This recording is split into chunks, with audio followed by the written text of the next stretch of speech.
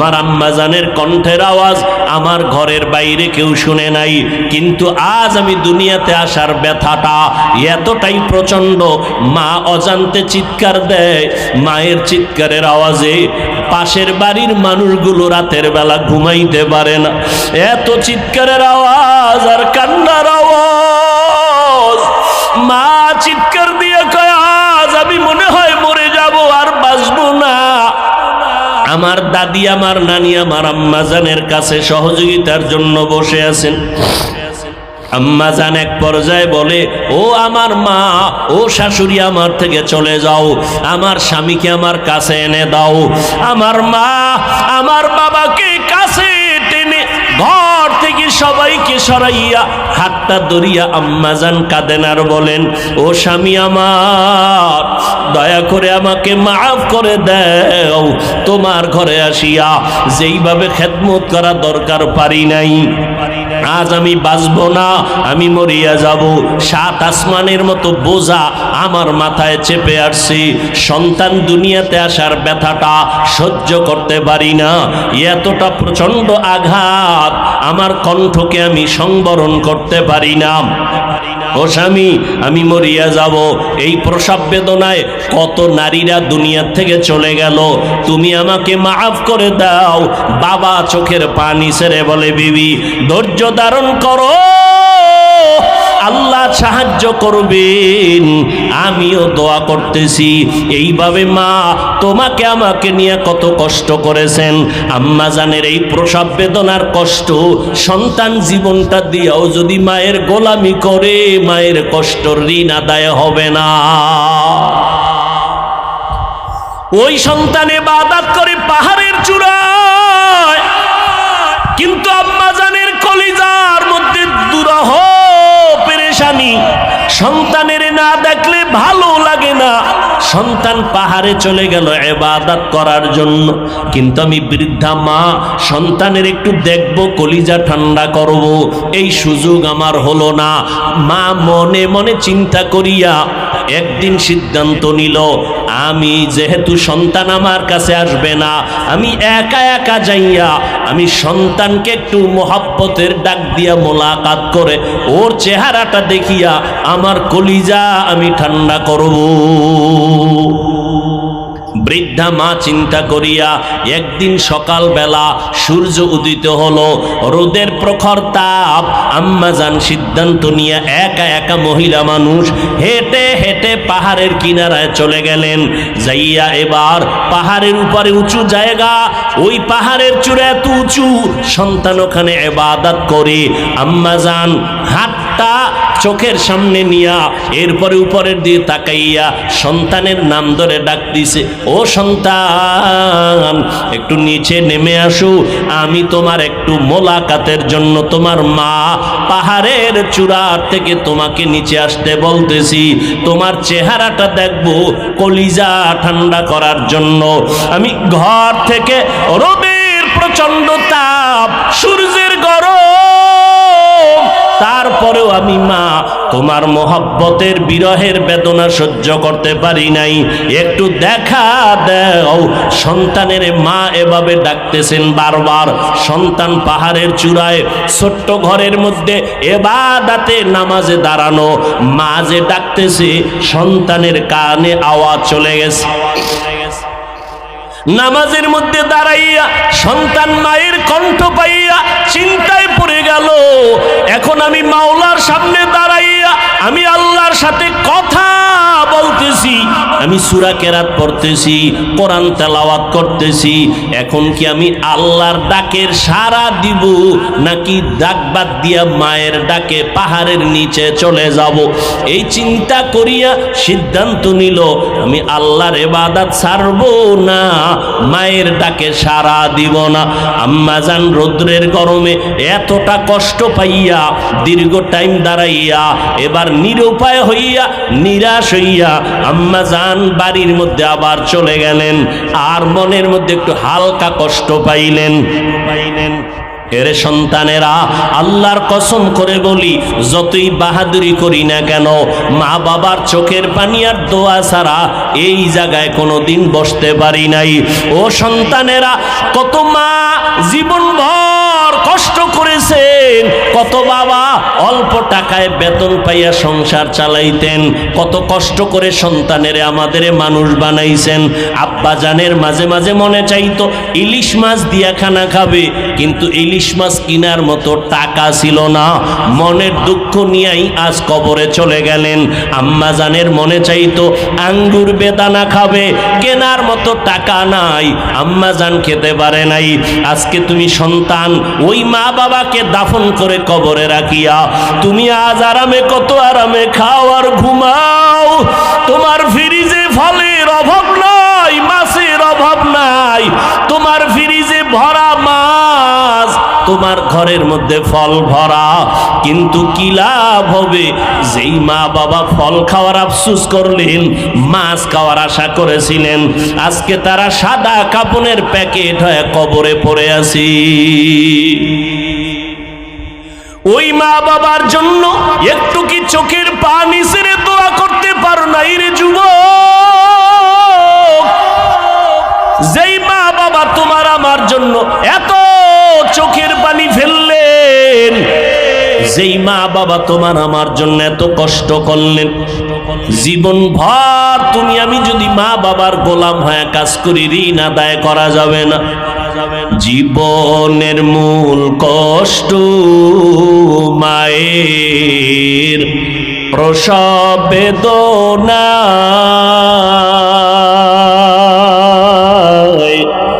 সাত আসমান সাত জমিন তখন মায়েরই মাথায়।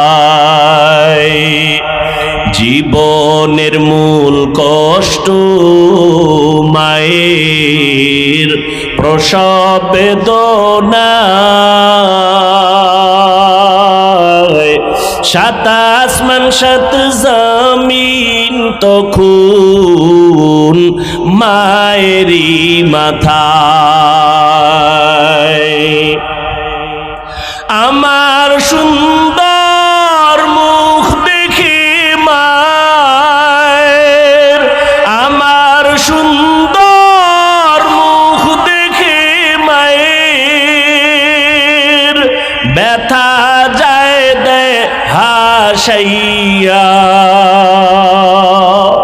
ও আমার প্রাণের মা, মা গো মা, কোথায় গেলে মোরে ছাড়িয়া?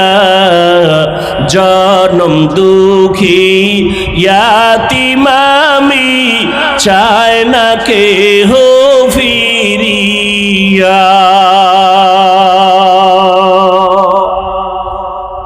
এরে নবীর আশেক, ওই মা জীবন ভর এত কষ্ট করেছেন, মায়ের কষ্ট কোনোদিন ঋণ আদায় করা যায় না। আল্লাহর বান্দাকে মা ডাকলেন, পাহাড়ের চূড়া থেকে সন্তান নেমে আসলো না, মা মনে কষ্ট পাইয়া বাসায় চলে গেল। কয়েকদিন পরে আবার অন্তরের মধ্যে তুফান, সন্তানের না দেখলে কলিজা ঠান্ডা হয় না। মা পাগলনির মতো চোখে পানি ছেড়ে কাঁদে, চোখে ঘুম নাই। আর একটা দিন দেখি আমার সন্তানের কাছে যাই, একটু সন্তানের চেহারাটা দেখতে পারিনি। মা বৃদ্ধা মানুষ, আবার সূর্যের গরমে রওয়ানা। হাঁটতে হাঁটতে গিয়া পাহাড়ের নিচে দাঁড়াইয়া রহমতের নবী হাদিস বর্ণনা করেন। আল্লাহর নবী বলেন, ও সাহাবায়ে কেরাম, ওই মহিলাটা সন্তানের পাগল হইয়া দ্বিতীয়বার আবার রওয়ানা।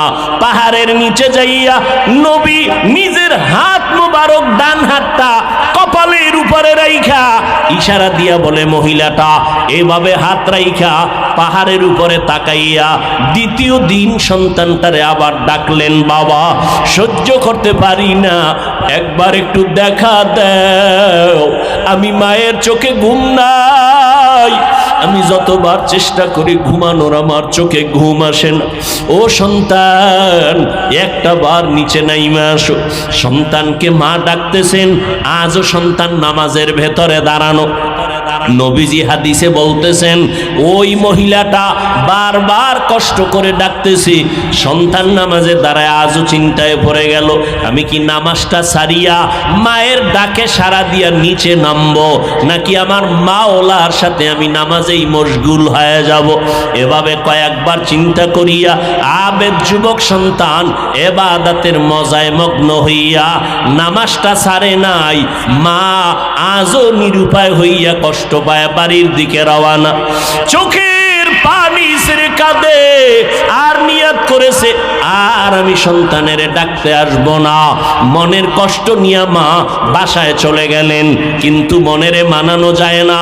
যতই চেষ্টা করে মনকে আর থামানো যায় না। বিছানায় শুয়ে ঘুমানোর জন্য মায়ের চোখে ঘুম আসে না।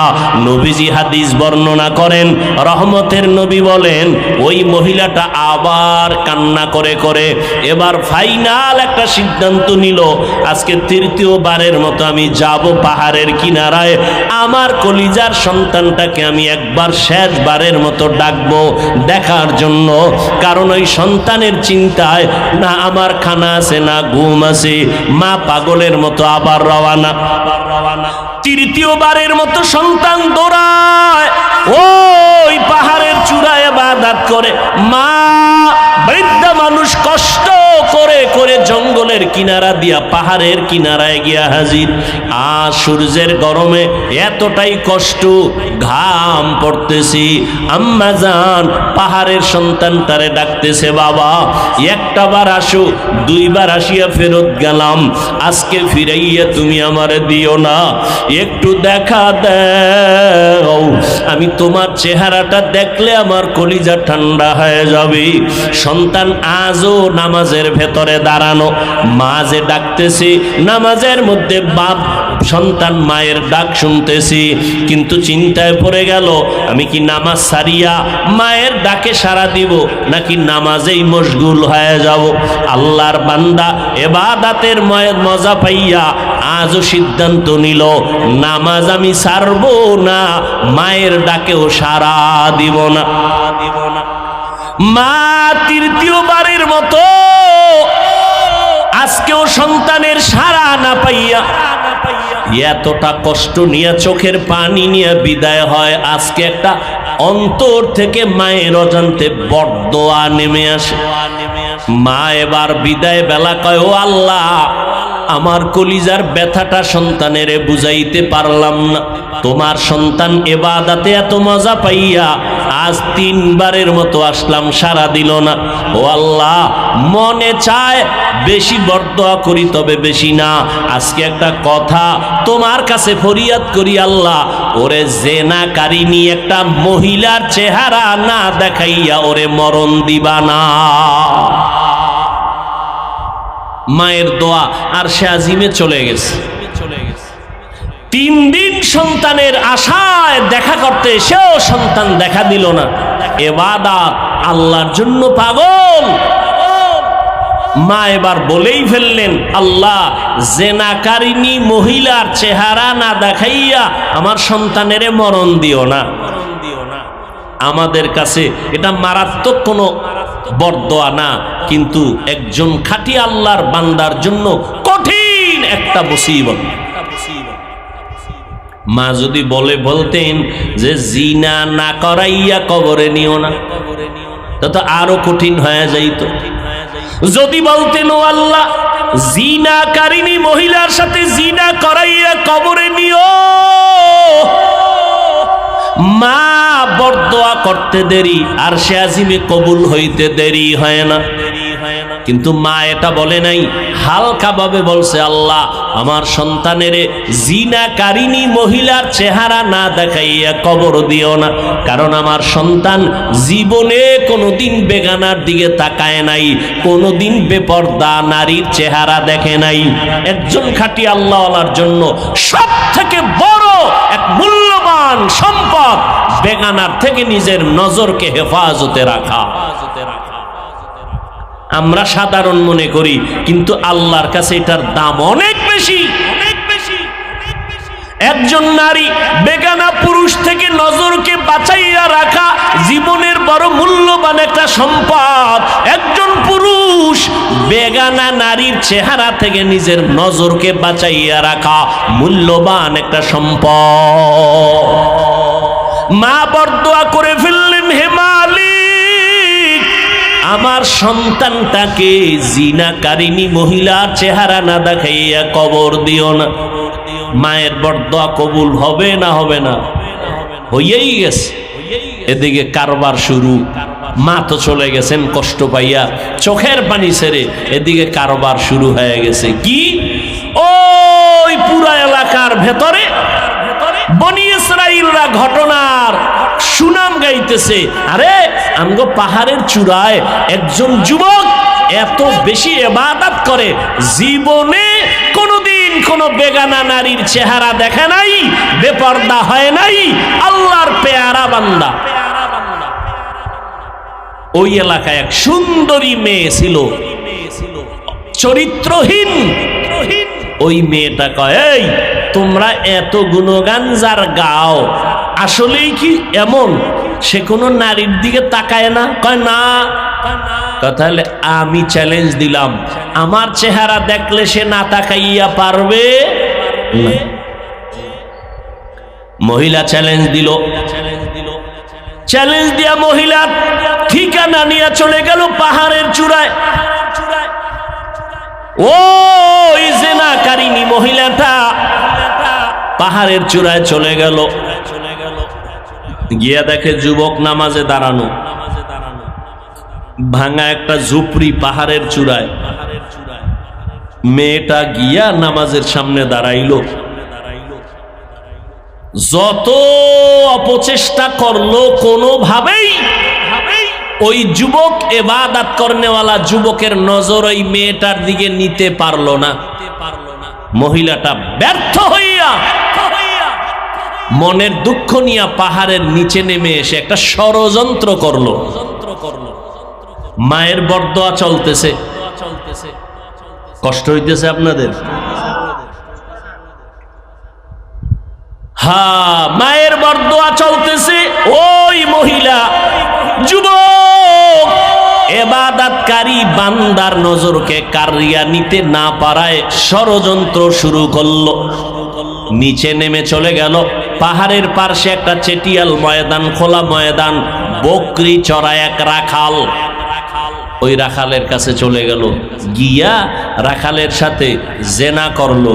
ওই রাখালের জিনা করার মাধ্যমে পেটে একটা সন্তান আসলো, অবৈধ সন্তান।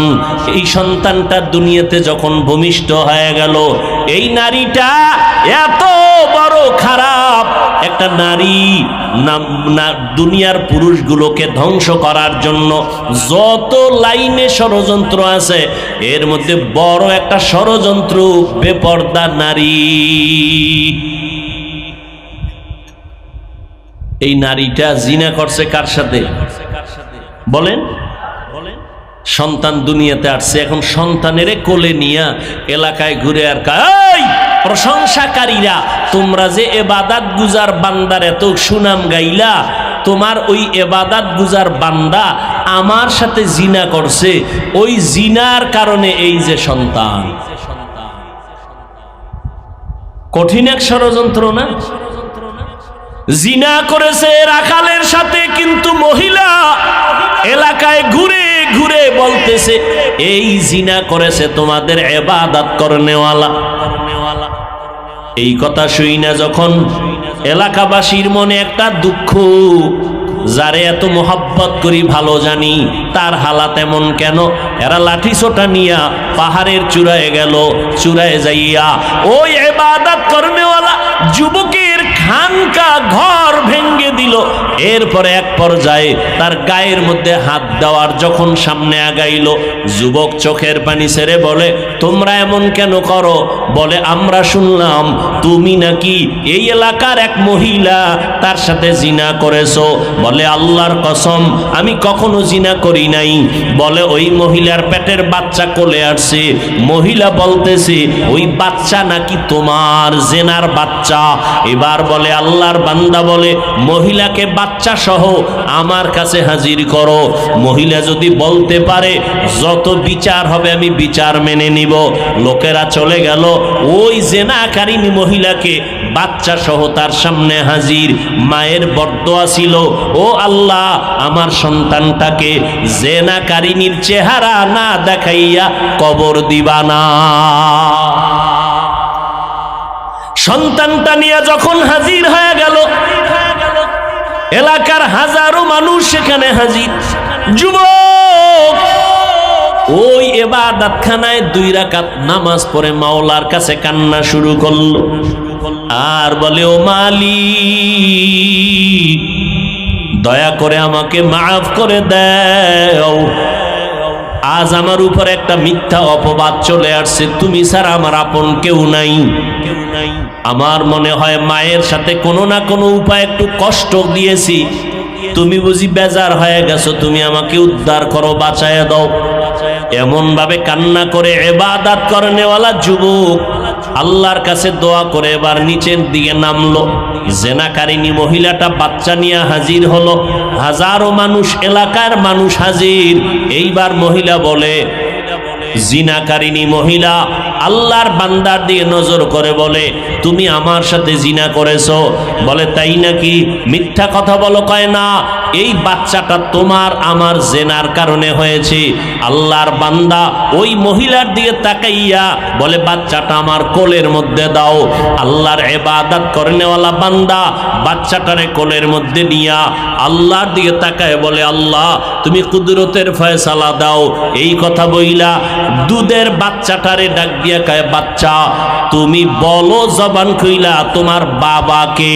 আল্লাহ কুদরতের দ্বারা বাচ্চাটার জবান খুলে দিয়েছে। বাচ্চাটা ডাক দিয়া বলে, আমার বাবা হলো পার্শ্বে বকরির রাখাল, পাশে বকরির রাখাল হলো আমার বাবা। আল্লাহ তাআলা যুবকের কুদরতি ভাবে বাঁচাইয়া দিয়েছেন। যুবকের সম্মান এলাকার মানুষ নষ্ট করতে চাইলো, পারলো না। ওই জেনাকারিনী নারী চাইলো, নষ্ট করতে পারলো না। আল্লাহ যাকে হেফাজত করবেন, দুনিয়ার হাজারো ষড়যন্ত্রকারীরা কোনোদিন তার সম্মান নষ্ট করতে পারবে না। বরং কেউ যদি অপবাদের তুলনায় ষড়যন্ত্র করে, আল্লাহ ওদের ধ্বংস করবেন, আল্লাহর প্রিয় বান্দাকে হেফাজত করবে। বিপদটা আইলো কেন? এটা একটা বিপদ না? কেন আসছে বলেন? এই জন্য নবী বলেন, 2টা অপরাধ আছে দুনিয়ায়। একটা হলো জুলুম, এই জুলুম করলে শাস্তি হবে দুনিয়ায় মরার আগে। আর একটা অপরাধ হলো মা বাবার সাথে বেয়াদবি। মা বাবার সাথে যদি বেয়াদবি করো, এর শাস্তিটাও দুনিয়াতে চলে আসবে। ও এলাকার মুসলমানেরা, ও বৃদ্ধ বাবাজিরা, ও পর্দার আড়ালের আম্মা জানেরা, ও যুবকেরা, কয়দিন আর দুনিয়াতে বাঁচবারে বাবা। ওই মা বাবার দোয়া নিয়ে সামনে আগাও, আল্লাহর কাছে তওবা করো। রমাজান পাইয়াও নামাজ ঠিক মতো পড়তে পারলা না রে বাবা। আজকে তাকায়া দেখো, আমরা যে এত কষ্ট করে বয়ান করি, সারা দেশে দৌড়াই 12 মাস, আমরা তো এই কথা বলি না টুপি মাথায় না দিলে জাহান্নামে যাইবা, স্কুল কলেজে পড়লে জাহান্নামে যাইবা, একবারও বলি না তাবলিগে না গেলে জাহান্নামে যাইবা, বলি না। আমরা বলি বাবা স্কুলে পড়ো, কলেজে পড়ো, ভার্সিটিতে পড়ো, লেখাপড়া করো, ডাক্তার হও, ইঞ্জিনিয়ার হও, ইসলাম বাধা দেয় না। কিন্তু বান্দা খবরদার আমার আল্লাহকে ভুলিয়া যাইও না। নামাজ পড়ো, মা বাবার খেদমত করো। ও যুবকেরা, তোমার মতো কত যুবক স্কুল কলেজে পড়িয়াও 5 বেলার নামাজ পড়ে আছে না নাই? তোমার অন্তরকে জিজ্ঞাসা করো, তুমি কেন পারবা না রে বাবা? ও যুবক, তোমার মতো কত যুবক র্যাব আর্মি পুলিশ বিডিআরের চাকরি করে নামাজ ছাড়ে না, তুমি কেন পারবা না রে বাবা?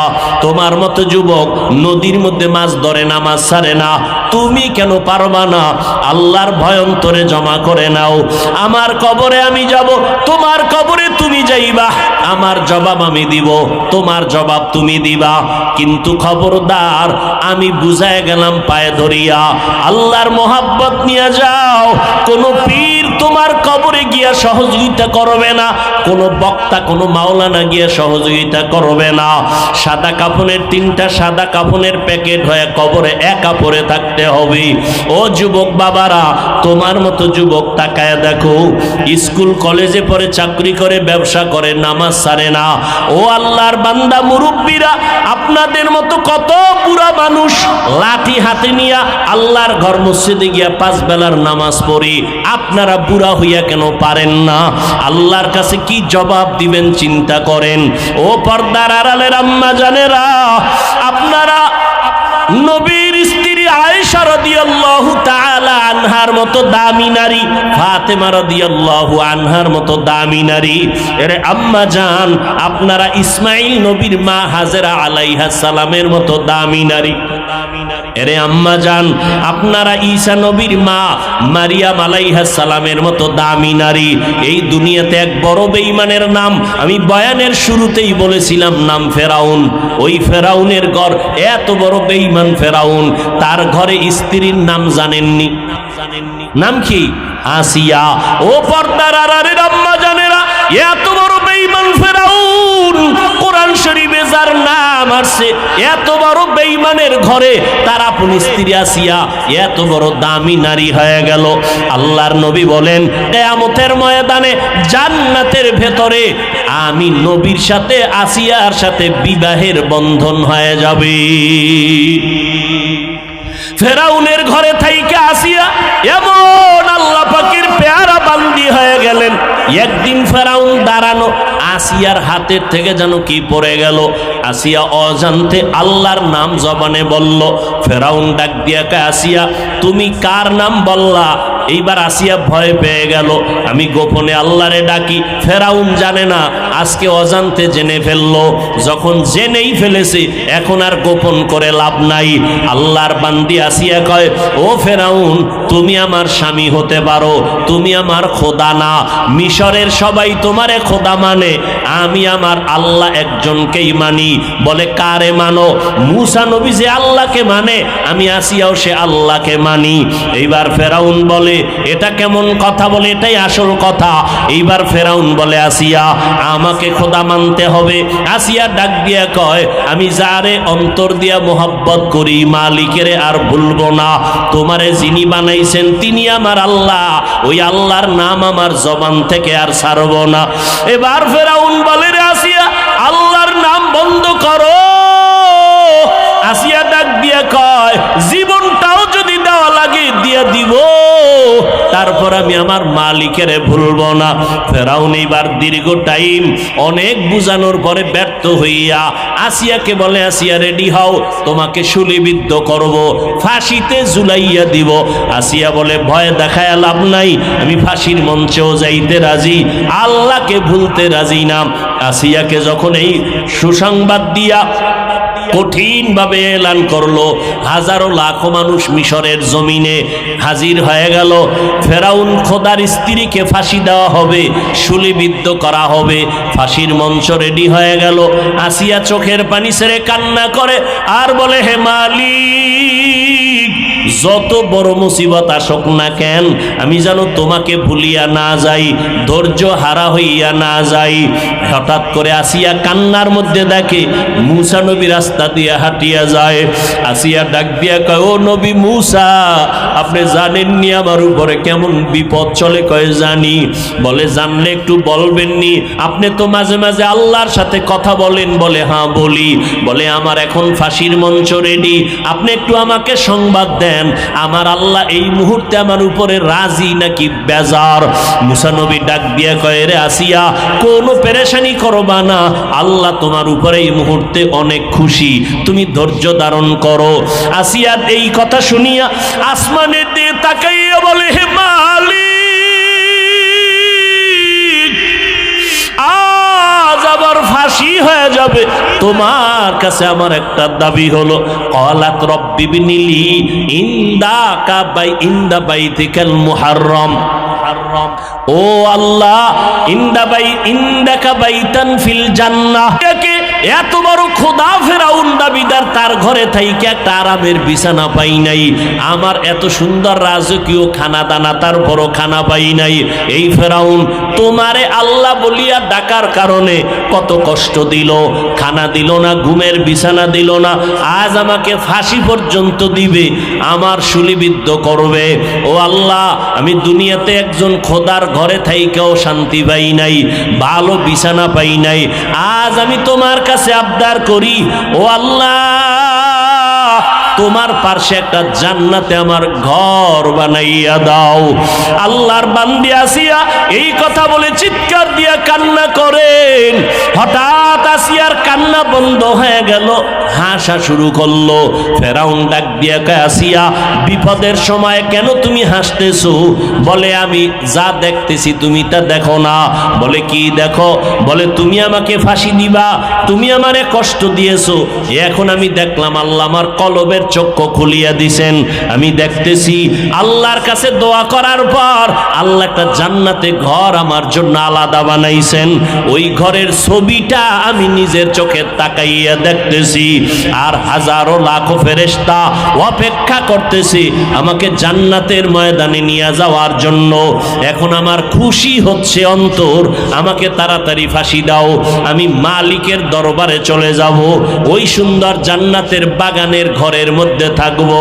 এরে নবীর উম্মতেরা, ও পর্দার আড়ালের আম্মা জানেরা, আপনারা আসিয়ার মতো দামি এক নারী, ও যুবক, আল্লাহর কাছে চোখের পানি ছেড়ে দোয়া করো। জীবনে তো গুনাহ কম করলাম না, আজকে এত বয়ান চোখে পানি নাই, মোনাজাতে চোখে পানি আসে না। আবার কত আল্লাহর বান্দা চোখের পানি ছেড়ে কান্না করে। এই ময়দানে এমন আল্লাহর বান্দা আছেন অনেকের মা নাই, অনেকের বাবাও দুনিয়াতে নাই। ও যুবক বাবারা, ওই মা বাবার দোয়া কত যে জীবনের বড় সম্পদ। মা বাবার দোয়া নিয়ে সামনে আগাও। ও পর্দার আড়ালের আম্মা জানেরা, সন্তানকে কলিজা দিয়া দোয়া করবেন, সন্তানটাকে আদর্শ ডাক্তার বানায় যাবেন, সন্তানটাকে আদর্শ ইঞ্জিনিয়ার বানায় যাবেন। আপনার আদর্শ দিয়া সন্তান আদর্শওয়ালা হবে, আপনার আদবের আদর্শ দিয়া সন্তান আদবওয়ালা হবে, আপনার ব্যবহার দিয়া সন্তান ভালো ব্যবহার বলা হয়ে যাবে। ও যুবকেরা, যাদের মা নাই, যাদের বাবা নাই, কবরের কিনারায় যাইয়া চোখের পানি ছেড়ে দোয়া করিও। ওই মা বাবার জীবনের গুনার জন্য আল্লাহর কাছে চোখের পানি ছেড়ে দোয়া করো, আল্লাহর কাছে দোয়াটা করতে দেরি, কবুল হতে দেরি হবে না। যাদের মা বাবা নাই, চোখের পানি ছেড়ে দোয়া করো, কবর জিয়ারত করো। ওই সন্তানেরা ঈদের দিন কত সন্তানেরা মা বাবা নিয়ে কত আনন্দ করলো, আর যার বাবা নাই, মা নাই, অনেক আনন্দর ভিতরেও দুঃখ ভরা অন্তরে কেমন যেন নিঃশ্বাস। সব পাইলাম, বাবাকে আমার কাছে পাইলাম না, সবাইরে কাছে পাইলাম, মাকে কাছে পাইলাম না। ও মা হারা বাবা হারা সন্তান, ওই ওই মা বাবার জন্য চোখের পানি ছেড়ে দোয়া করো। আর যার মা বাবা বেঁচে আছে, ও বাবারা, ওই মা বাবা বেঁচে থাকলে এখন গিয়া দোয়া চাইও। মাকে বলিও, মা, বয়ানের মধ্যে বসিয়া দেখলাম কত আল্লাহর বান্দা কান্না করে তওবা করলো, নামাজের জন্য চোখের পানি ছাড়লো, আমার চোখে কেন পানি আসে নাই? আল্লাহ বুঝি গুনার কারণে বেজার হয়ে গেছে। মা, তুমি আমার মাথায় হাত দিয়া দোয়া করিয়া দাও। তুমি যদি দোয়া করো আমার মাওলা তোমাকে কবুল করবেন। মা যদি মাথায় হাত দিয়া দোয়া করে বলে, হে মালিক, আমার সন্তানের তুই কবুল করিয়া দাও, আমার সন্তানের কি তুমি হেদায়েতের সম্পদ দিয়া কবুল করে নাও, সাথে সাথে আরশে আজিমে দোয়াটা চলিয়া যাবে। ও আল্লাহর বান্দারা, ও কলিজার যুবক বাবারা, হেদায়েতের মালিক আমার আল্লাহ, এখনো সময় আছে, তওবা করে নাও। মনে মনে আল্লাহকে ডাকো আর বলো, হে আল্লাহ, মরিয়া গেলে যাব আর নামাজ ছাড়বো না, বেপরদায় চলবো না, মা বাবাকে কষ্ট দিব না, নবীর তরিকার বাহিরে চলবো না, ওলামায়ে কেরামের পরামর্শ নিয়া নবীর সুন্নাত অনুযায়ী চলবো। তওবা সবার কপালে নসিব হবে না, আল্লাহ যাকে কবুল করবেন সেই তওবার দরজায় ফিরে আসতে পারবে। ও পর্দার আড়ালের আম্মা জানেরা, আপনারাও তওবা করেন, আর জীবনে নামাজ ছাড়বেন না, বেপরদায় চলবেন না, মা বাবার জন্য দোয়া করবেন, মা বাবার দোয়া নিয়ে চলবেন, যারা নাই তাদের জন্য কোরআন পড়ে দোয়া করবেন, আর স্বামীর মাল হেফাজত করবেন, স্বামীর খেদমতের জন্য নিজেকে নিয়োজিত রাখবেন, সন্তানগুলোকে আদর্শ মানুষ বানাবেন, কোরআন পড়াইয়া ডাক্তারি পড়াবেন, কোরআন পড়াইয়া ইঞ্জিনিয়ারিং পড়াবেন। আল্লাহর মোহাব্বত নিয়ে যদি পড়াইতে পারেন, দুনিয়া থেকে বিদায়ের পর এই সন্তান ডাক্তার হইয়াও আপনার জন্য দোয়া করতে ভুলবে না, এই সন্তান ইঞ্জিনিয়ার হইয়াও আপনার জন্য দোয়া করতে ভুলবে না। ও আল্লাহর বান্দিরা, ও বৃদ্ধ বাবাজিরা, ও যুবকেরা, তওবা করার মতো যদি অন্তর তৈরি হয়, মুনাফিকি দুর্বলতা যদি অন্তরে না থাকে, যাদের অন্তরে তওবার নিয়ত আছে, আর নামাজ ছাড়বো না, বেপরদায় চলবো না, মা বাবারে কষ্ট দিব না, নবীজির তরিকা মেনে উলামায়ে কেরামের পরামর্শ নিয়ে চলবো,